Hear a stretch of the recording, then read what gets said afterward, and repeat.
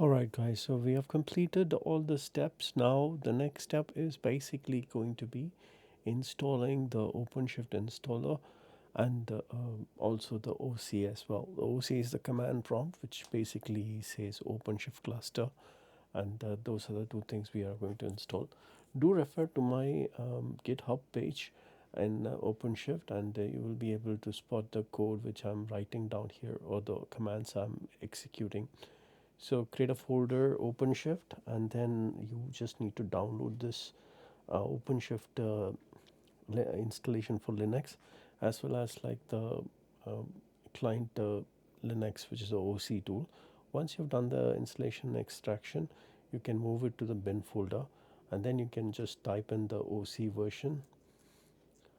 Um, OC version, you should get the version of OC, and then the OpenShift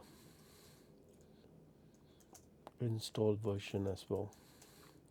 So you should get that version of OpenShift installed. So once that is completed, the next step is basically creating a file called pull secret JSON. If we just do a pull secret JSON. So in this file, what you can write or paste is basically the information which you have downloaded from here. So you have downloaded the pull secret from OpenShift trial version, right? Just download that, open that on the file, copy the content. It will have your email address.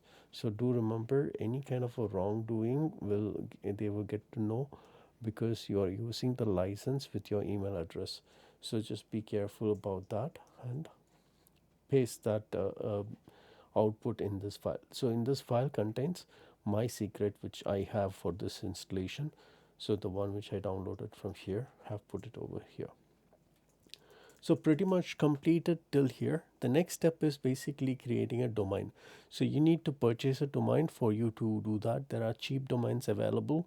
One of the websites I go normally for purchasing any kind of a domain is the names namecheap.com. Now this website, as you can see, offers you very much discounted domain. Yes, you need a domain name because you cannot summon the OpenShift which is running on your AWS without a domain name. So you either buy it from Amazon, which is very expensive, or you buy it from Namecheap. I got a new domain registered just now, just for $0.99. So I just paid about $1, and I got one domain for just for a year. We will talk about that later on the next video. Have a domain purchased, very simple. Log in into this website, and then just order for a website. I'm sorry, order for a domain name, and you just give your credit card, and you can just purchase a domain name for almost $1 or so. Thank you again for watching this video. I'll see you on the next one.